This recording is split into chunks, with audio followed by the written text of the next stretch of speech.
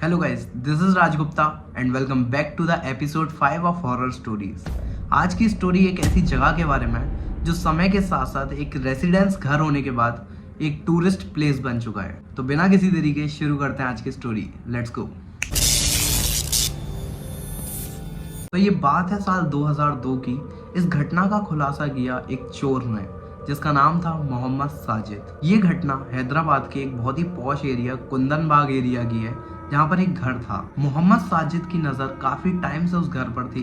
उसका प्लान था उस घर में जाना है, चोरी करनी है और बाहर आना है। तो वो उस घर को 4-5 दिन से लगातार ऑब्जर्व कर रहा था। उसने एक दिन सही मौका देखा और ठान लिया कि आज मैं इस घर में चोरी करके रहूंगा। तो मोहम्मद साजिद ने अपना बैट लिया और एक चाकू लिया। Mohammad Sajid was ready to attack anyone क्योंकि उसका मकसद सिर्फ चोरी करना था। अब वो अपना चाकू लिया और वो घर के एंटर हुआ ग्राउंड फ्लोर से। जब मोहम्मद साजिद ग्राउंड फ्लोर से एंटर हुआ तो नीचे उसने काफ़ी छानबीन की लेकिन उसे कुछ भी नहीं मिला। उसके बाद वो ऊपर गया तो ऊपर उसे एक अजीब सी स्मेल आ रही थी बेडरूम के अंदर से।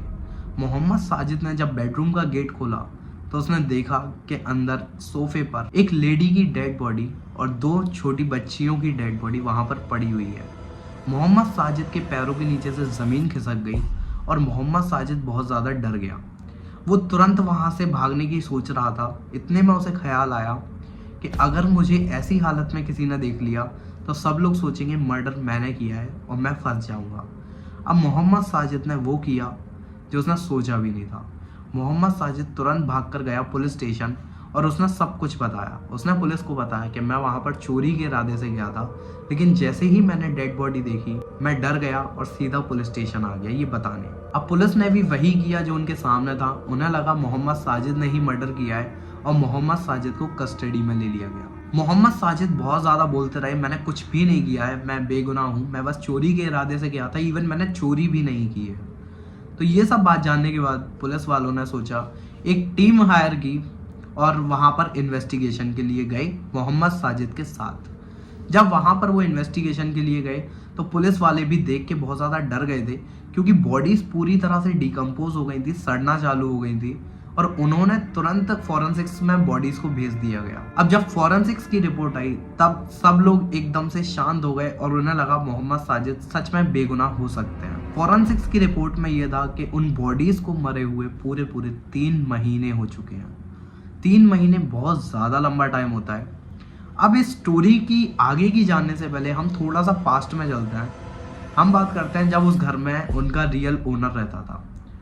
रियल ओनर का नाम था वशिष्ठ नारायण सिंह। जो उस घर को ओन करते थे वो उस घर में अपने बटलर अब्दुल के साथ रहा करते थे। कहने को तो वशिष्ठ नारायण सिंह बहुत ज़्यादा अमीर आदमी थे लेकिन एक नंबर के कंजूस आदमी भी थे। अब्दुल ने उन्हें कई बार बोला साहब इस घर की मरम्मत करा लेते हैं, घर बहुत ज़्यादा बेकार होने लगा है, लेकिन वशिष्ठ नारायण सिंह बहुत ही ज़्यादा कंजूस थे, उनकी जेब से 1 रुपया भी नहीं निकला। देखते ही देखते समय के साथ वशिष्ठ नारायण सिंह की मौत हो गई और ये घर मिला उनके बेटे को। लेकिन उनके बेटे को इस घर में रहने में कोई भी ज़्यादा इंटरेस्ट था नहीं, इसलिए उसने ये घर रेंट पे दिया और वो चला गया सेटल होने यूएसए। अब इस घर में कोई भी टेनेंट ज़्यादा रुक नहीं पाता था। जैसे ही वो लोग आते थे तो उनके साथ अजीब अजीब चीज़ें होने लगती थी, इसलिए वो लोग छोड़कर चले जाते थे। फिर आया इस घर में एक कपल जिसकी बीवी मेंटली बहुत ज़्यादा डिस्टर्ब्ड थी।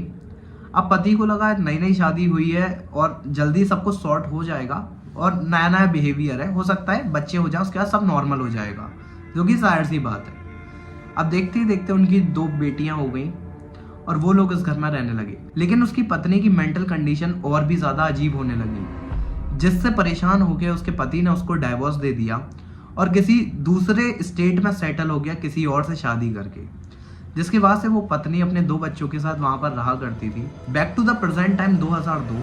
अब आसपास जब इन्वेस्टिगेशन होने लगी, पुलिस वाले आए, फॉरेंसिक्स वाले आए, तो नेबर्स को भी ये होने लगा कि पता नहीं क्या हो गया हमारे पड़ोस में। अब नेबर्स को किसी ने बताया कि ऐसे ऐसे तुम्हारे पड़ोस में हादसा हुआ है और 3 डेड बॉडीज मिली हैं, जिसको सुनने के बाद नेबर्स भी बहुत ज़्यादा डर गए, जो कि बहुत ही ऑब्वियस सी बात है।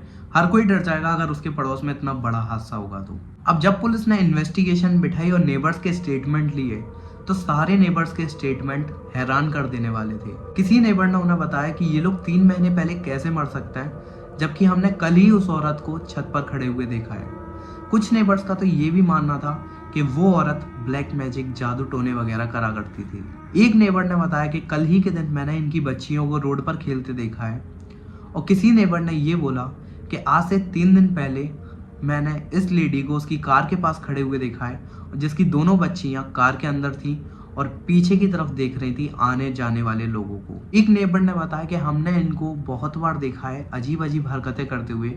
कभी वो लेडी घर के चक्कर काटती थी और कभी वो लोग ऐसे बैठते थे घर की तरफ जैसे वो किसी से बात कर रहे हैं, लेकिन कोई भी दिखाई नहीं देता था।